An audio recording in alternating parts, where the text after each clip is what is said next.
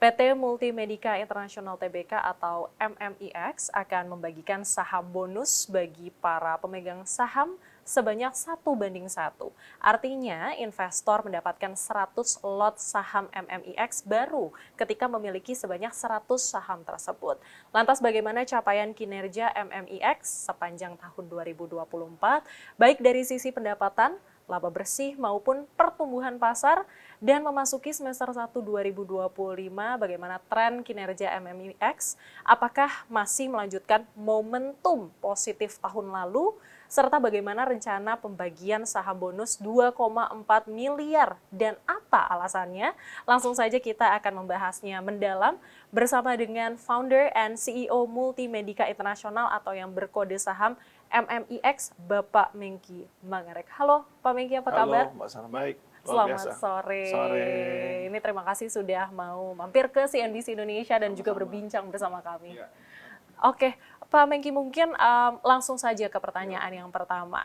Bagaimana Pak Mengki sendiri menilai capaian kinerja MMIX sepanjang tahun 2024, baik dari sisi pendapatan, laba bersih, maupun pertumbuhan pasar dan memasuki semester 1 2025 ini, bagaimana tren kinerja dari MMIX sendiri? Apakah mungkin masih melanjutkan nih momentum-momentum positif di tahun lalu? Sebenarnya kinerja MMX sangat bagus dari semester 1 tahun ini dibandingkan semester 1 tahun lalu. Dilihat dari Q1 tahun 2024 dibandingkan 2025, MMX secara sales meningkat cukup signifikan sebesar 62%. Kemudian dari segi gross profit margin meningkat 48%. Dan secara EBITDA tumbuh kurang lebih sekitar 136%. Dan juga net profit 172%. Ini sangat luar biasa. Kemudian di Q2 tahun ini dibanding Q2 tahun lalu itu kurang lebih meningkat 41% dari segi sales. Kemudian dari segi gross profit meningkat 42%. Kemudian dari segi EBITDA naik sekitar 128%, dan akhirnya net profit tumbuhnya sekitar 139%. Oke. Jadi di atas 100% semua. Iya, iya, Iya, iya, iya. ya. Ini impresif sekali ya, Iya, Pak betul. Mengki ya. Ini kan kinerjanya sangat positif. Tahun lalu Betul. sudah positif, 2025 Iya. sangat lebih positif Iya, lagi begitu betul. ya.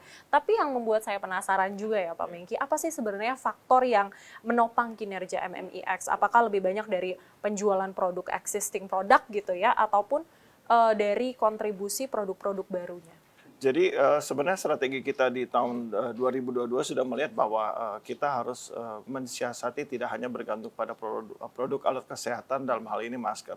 Dan strategi itu kita terapkan di tahun 2023 dan kelihatannya berhasil di tahun 2024 dan 2025.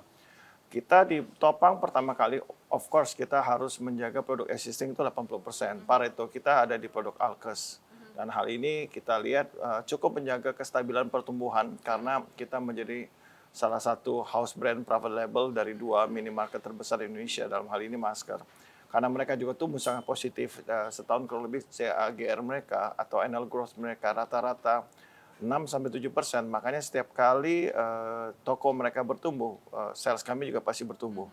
Nah, itu yang membuat kami cukup baik. Dan kedua, ternyata tren masker itu mungkin orang berpikir setelah COVID turun atau hilang. Memang kalau dibandingkan pada saat puncak COVID itu sangat tinggi sekali pertumbuhan. Tetapi pra-pandemi dan pasca pandemi terjadi peningkatan 30% sales. Artinya sebelum COVID terjadi orang misalnya menggunakan masker sekitar 3-6 juta per tahun. Setelah after COVID itu meningkat jadi 15 juta sampai 20 juta per tahun. Jadi kurang lebih meningkat sampai 30%. Jadi antara pra dan pasca. Di tengah-tengah ya kita nggak usah sebutkan karena itu memang terjadi dampak luar biasa sekali di kesehatan. Tapi setelah perubahan COVID terjadi perubahan lifestyle di masyarakat. Orang-orang sekarang tetap berpergian menggunakan masker, terutama di transportasi umum, moda transportasi umum seperti ojek, kereta api, ataupun naik pesawat, ataupun juga naik kendaraan umum. Kedua, sekarang industri lebih peka terhadap penggunaan alat kesehatan. Salah satunya adalah industri mungkin rumah sakit, kemudian juga ada yang menggunakan di perhotelan, ada yang menggunakan di industri food, sampai ada yang menggunakan di industri teknologi seperti otomotif maupun robotik. Semua harus menggunakan masker agar mereka juga tetap terjaga ya. Dan terakhir 20% ini pertumbuhan didukung oleh inovasi produk baru. Karena kami yakin bahwa masa depan ini tentu banyak sekali inovasi-inovasi yang harus dilahirkan. Dan kita sudah berhasil di tahun 2024 terlihat dari kita sudah mulai memproduksi produk-produk tisu bambu. Selain untuk menambah ESG dan juga menambah kepekaan kita terhadap industri kecantikan. Dan juga terakhir kita juga sudah masuk ke industri baby diaper. Nah, di tahun 2004-2025 ini, angka pertumbuhan itu sebesar 132% itu disumbang dari industri baby diaper dan tisu bambu. Oke, jadi memang sepertinya existing product, salah satunya masker ini sebenarnya masih menjadi penopang juga Tetap gitu ya. stabil. Tetap stabil gitu ya, dan dilihat juga masyarakat itu kan memang lebih aware nih terhadap Ya, kesehatan sudah lebih aware, setelah peka dan pandemi aware, ya. ya. Dan itu juga memengaruhi sebenarnya berarti behavior dari masyarakat itu sendiri. Oke, Pak Mengki, ini kan sebelum tadi kita mulai ngobrol, ini kan kita juga mendapatkan informasi bahwa MMIX itu kan berencana untuk membagikan saham bonus ya, sebesar 2,4 miliar lembar dari kapitalisasi Agio Saham. Sebenarnya apa sih Pak pertimbangannya? Jadi sebenarnya dari prospektus kita di awal, MMIX itu punya satu visi bahwa kita membagi dividen itu minimal 15% terhadap masyarakat. Cuma kan selama 3 tahun terakhir ini kita cukup masif dalam ekspansi. Akibatnya kita menahan dividen itu untuk modal kerja kita di masa akan datang, terutama dengan inovasi produk-produk baru. Setelah 3 tahun kita lihat kayaknya kita sudah mulai dapat nih pola yang harus kita jaga, yaitu industri FMCG, khususnya consumer good yang memang banyak dibutuhkan masyarakat. Contohnya tisu, baik tisu basah, tisu kering, tisu kitchen tissue. Kemudian kita juga sudah lihat ada kebutuhan pokok, yaitu Indonesia cukup mencerahkan dalam jumlah pertumbuhan penduduk. Kita kurang lebih 1 tahun 5 juta sampai 6 juta penduduk. Newborn baby, ya artinya hal ini yang membuat kita tuh yakin bahwa kita akan masa depan itu sudah lebih stabil. Tidak ada salahnya buat para pemegang saham kita yang sudah loyal selama ini 3 tahun untuk kita bagikan saham bonus sebagai apresiasi dan juga ya membuat mereka juga akhirnya ada satu dividen nih, walaupun bentuknya saham, tapi mereka juga bisa menikmatilah hasil keuntungan dari bersama dengan MMIX selama ini. Oke, tapi bagaimana sih Pak rasio pembagian saham bonus yang 1:1 ini diharapkan itu dapat meningkatkan likuiditas saham MMIX di pasar sendiri? Tentu saja gini, kalau kita 1:1 artinya dulu, berarti setiap pemilik saham lama, pemegang saham lama 1 lembar atau 1 lot atau 100 lembar akan mendapatkan 100 lembar saham MMIX tanpa biaya, dan mereka itu adalah saham bonus. Kedua, tadi kalau disebutkan 2,4 miliar lembar, kenapa memperkuat kinerja likuiditas perusahaan? Karena berarti jumlah saham beredar ini menjadi 4,8 miliar. Secara fundamental tidak ada perubahan. Secara rasio itu 1:1 artinya sama dengan kita membuat saham baru 2,4 miliar yang ada di masyarakat. Terus terang, kita sudah melihat dari tahun lalu, jumlah pemegang saham retail itu tumbuhnya luar biasa. Tahun lalu di Desember, 31 Desember itu cuma 6,3 juta pemain retail. Dilihat dari jumlah SID yang ada di masyarakat. Per Juni kemarin ada sudah 7 juta. Berarti dalam YTD-nya kurang lebih sudah 10%. Kalau dibandingkan tahun lalu sudah naik 15%. Berarti banyak pemain retail baru yang masuk ke dunia saham. Mungkin pada saat tahun 2022 mereka tidak tahu atau tidak memiliki kesempatan memiliki saham MMIX. Dan ternyata ketika tahun ini kita bagi saham dividen, berarti mereka mendapatkan peluang. Di samping kita menambah jumlah lembar saham, base pemegang saham retail kita akan bertumbuh. Karena kita waktu IPO pertama, tahun 2022 itu kita sempat oversubscribe 30 kali. Jadi kita perlu dana 114 miliar yang dari pooling itu terkumpul 3 triliun. Jadi itu kan berarti banyak yang tidak kebagian atau kebagian sedikit. Justru dengan kesempatan ini kita tuh membuka lebar kesempatan basis dari pemegang saham. Kalau basis yang bertambah tentu lebih liquid, dan orang yang tadinya tidak bisa memiliki sekarang bisa mendapatkan memiliki saham MMIX. Kira-kira. Oke, betul-betul Pak. Tapi apa sebenarnya dampak jangka panjang dari pembagian saham bonus ini terhadap struktur modal dan juga daya tarik saham MMIX bagi investor juga Pak? Jadi bahwa ini mencerminkan bahwa kita yakin dan kita mencerminkan bahwa kita tuh percaya diri bahwa kita bisa bertumbuh ya. Dan kedua, ini juga menimbulkan sentimen positif dalam arti jumlah pemegang saham itu akan bertambah banyak. struktur modal yang lebih kuat karena jumlah lembarnya banyak, basisnya lebih banyak, sehingga otomatis kemungkinan orang memiliki saham MMX itu terbuka lebih lebar.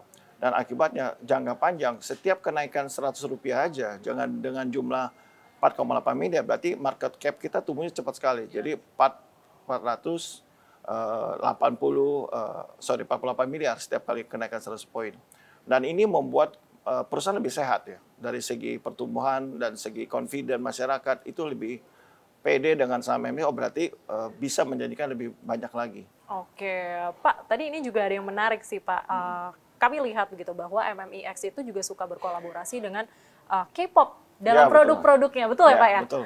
Nah, ini sebenarnya berpengaruh itu nggak sih Pak dalam sisi penjualan maupun di bursa sendiri? Ya, sebenarnya banyak penggemar loyal K-pop ya, istilahnya ARMY ya atau apapun di Indonesia, dan mereka itu jumlahnya sebanyak penduduk Singapura, 6 juta di Indonesia. Data 2023 menunjukkan penggemar K-pop itu lumayan besar dan loyal. Dan mereka juga sebenarnya loyal dengan produk-produk idol mereka. Ya, contohnya di fast consumer good itu bisa di tisu, baju, merchandise, di kopi dan sebagainya. Dan MMAX pernah launching BTS Coffee tahun lalu 2023, dan masyarakat antusias. Kita launching di bioskop XX1 dan banyak sekali yang beli untuk koleksi, Mbak, tidak untuk diminum. Dan kita juga sebagai salah satu pop-up terbesar di Indonesia mendapatkan rekor muri di tahun 2023 juga dengan jumlah yang pengunjung 50.000 hanya dalam 1,5 bulan, dan juga pop-up store terbesar di Asia Tenggara dengan 5.000 meter. Nah, ini menunjukkan mereka tuh sangat antusias, dan dari pagi sebelum kita mulai itu yang mau nonton atau yang mau masuk itu udah antri. Dan MMAX terkenal juga dengan produk-produk yang sangat dekat dengan IP. Contohnya Warner Brothers, BT21, Tiny Ten, BTS, dan mereka sudah sangat menunggu. Sebenarnya mereka menganggap MMAX konotasi seperti pop-up, atau makanya kodenya MMAX, artinya K-pop fans base for bursa ya. Jadi mereka menunggu produk-produk kita. Jadi kita juga pernah berkolaborasi tahun lalu dengan Kereta Api Indonesia. Kita meluncurkan kartu BT21 untuk payment gateway mereka di dalam komunitas anak-anak kereta angker kalau kita sebut ya. Jadi mereka juga sangat senang. Jadi setiap kali mereka tunggu what next, dan mereka juga mau MMX bertumbuh karena mereka juga sadar. Dan tahun depan ada salah satu bintang yang mau comeback kan ya.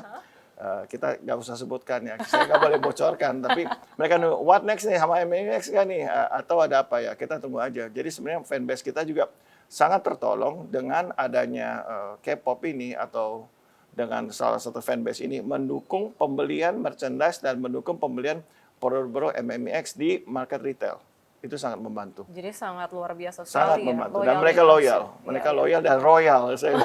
Loyal dan royal. Kombinasi yang sangat baik ya untuk perusahaan tentunya.